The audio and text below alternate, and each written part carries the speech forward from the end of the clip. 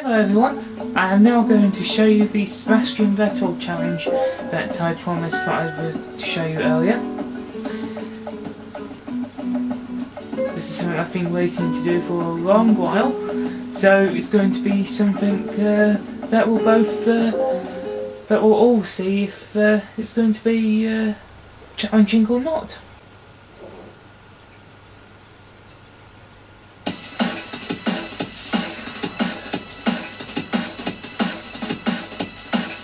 Hi, my name is Sebastian Vettel. I'm a professional race driver here to introduce you to a really cool car that exists only in the world of Gran Turismo. The car is a bit strange and futuristic.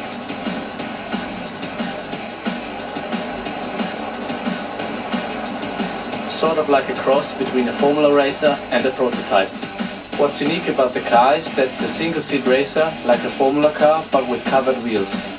This gives better aerodynamics than today's open-wheel Formula cars.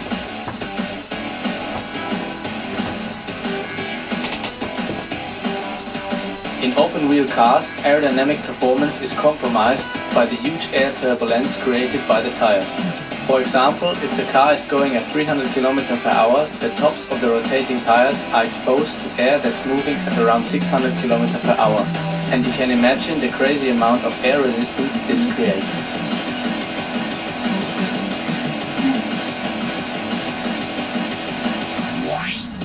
But because the car has wheel covers that eliminate turbulences and improve airflow, this isn't a problem.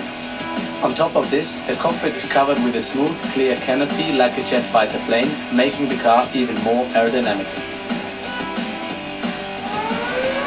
The car is powered by a turbocharged V6 engine. This power plant was chosen for its compact size because of the priority placed on improving aerodynamics. And depending on the size of the turbo, this engine's output can easily reach around 1500 horsepower. The design of the machine's underbody follows Bernoulli's principle, which means very high ground effect, creating a large amount of downforce. This makes the car take corners at extremely high speeds. Thanks to great aerodynamics and horsepower, it can easily reach around 400 km per hour on a straightaway.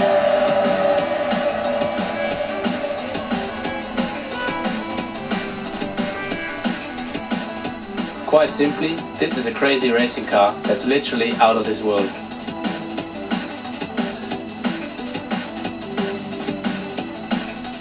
So let's get going with our first lesson.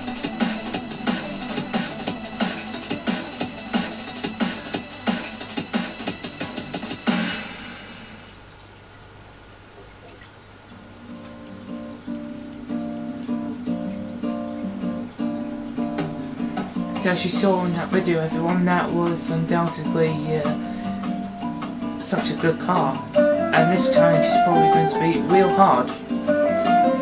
So here we go, the challenge begins.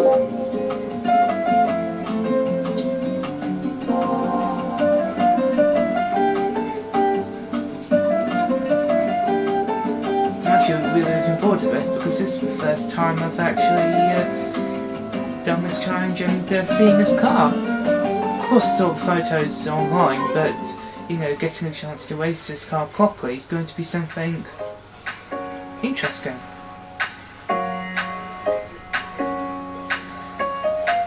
So sit back, relax and please enjoy my first attempt with the Red Bull X1. And if you want to laugh at me if I fail at this, then please do so.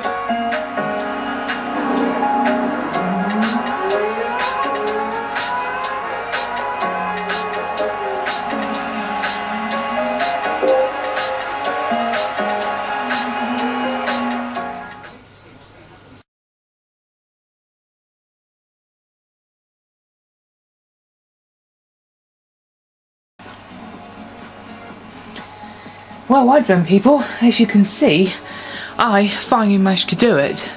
I managed to do the first challenge of the Red Bull Sebastian Vettel challenge. And here I'm going to show you a proper replay of how I managed to do it. Enjoy.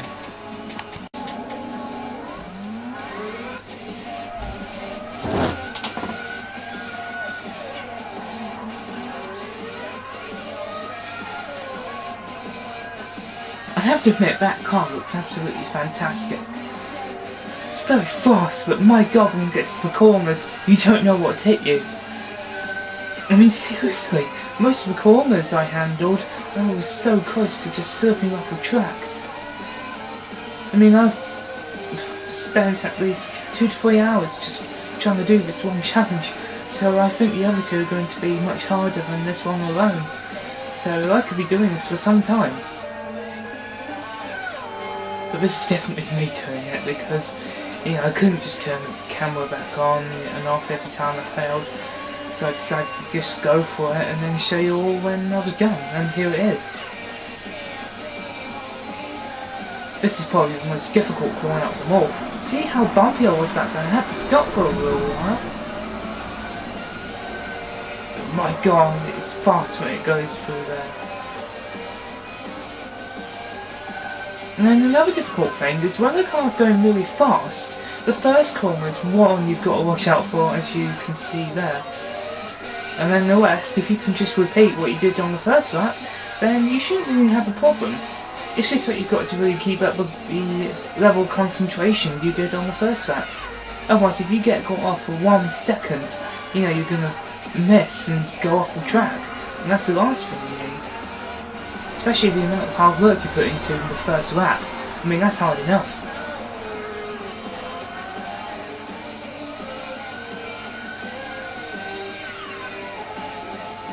That's another hard corner, but when you go for it, you can do it.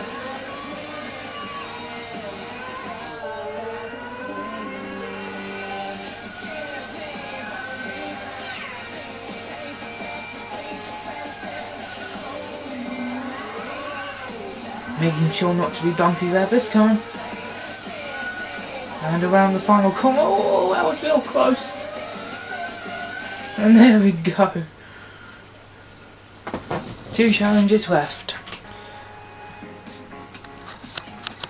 Well, everyone, I've managed to clear Monza, and that was within my 3rd attempt. The reason why I managed to clear it quicker than Nürburgring is because I know Monza much better because I've had more practice on it. As a result, I was able to feel the corners as to when they would be with the car. So I'm going to show you the replay that I managed to gather up. So sit back, relax and enjoy.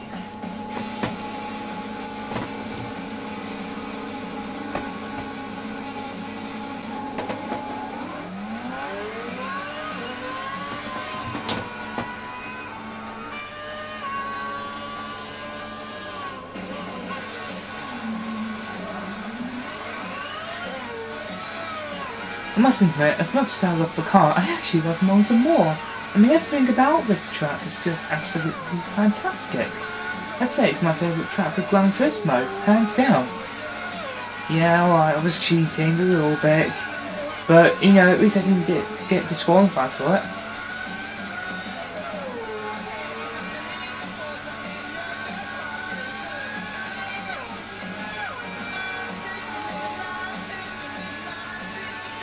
My goodness, that's fast.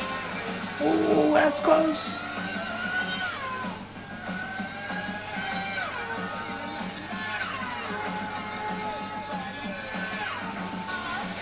No wonder it's the fastest car in Gran Turismo. Look at it go!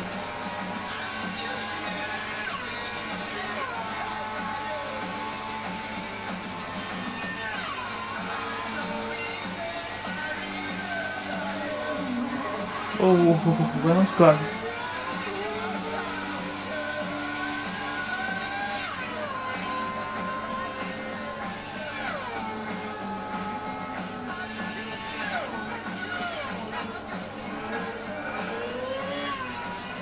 I apologise for the cheating, but, you know, I don't think if I, cut through that chicane, I don't think I would have been able to make it.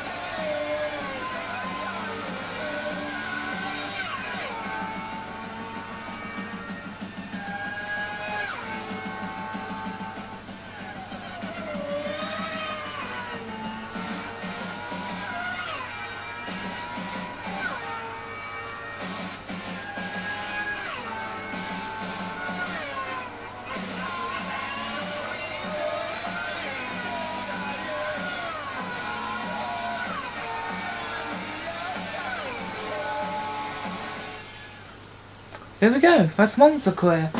Now it's just Suzuka left. Now that's gonna be hard.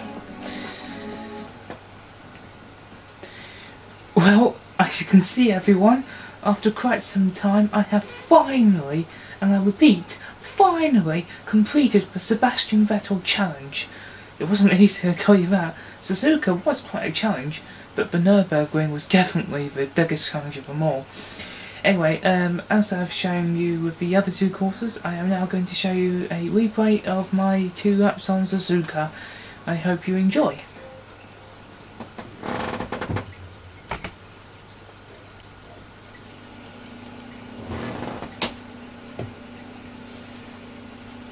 And to think now, I've finally got this car.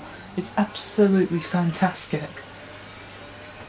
I heard everything, and read everything everyone said on the internet about the challenge, and by some reports I bet they thought it was impossible. But I tell you one thing, nothing is impossible if you put your mind to it. If you put your mind to anything like this, then you can do it. It just takes time, practice and precision, and you'll get it done eventually. This was probably my 5th or 6th attempt on Suzuka. But bearing in mind Suzuka's a tricky track, I mean look at that, I mean, phew, don't think I managed to do that quite so quick before.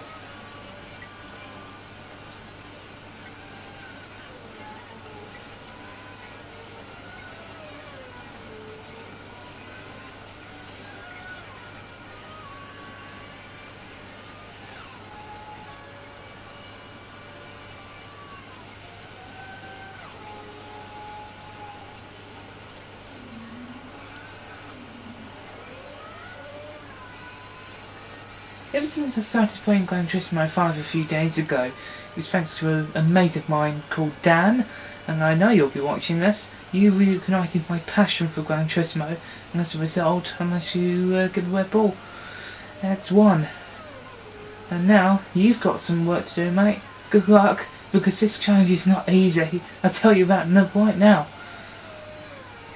So you better start training right now, because, again, as I just said, this will not be easy for you.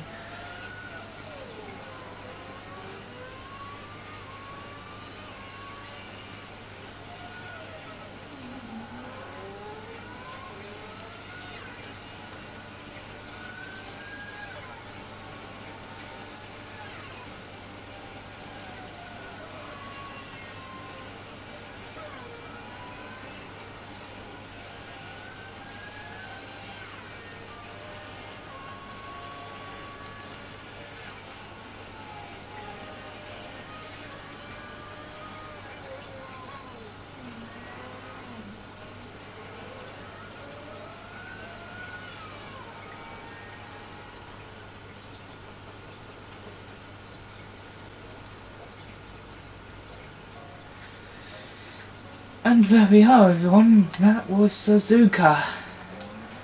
Without doubt that was hard.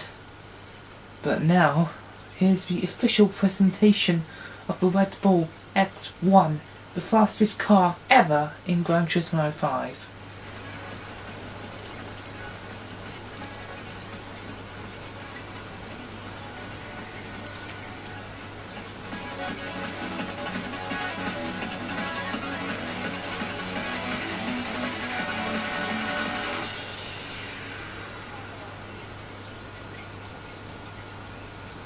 It is absolutely magnificent. I tell you that right now.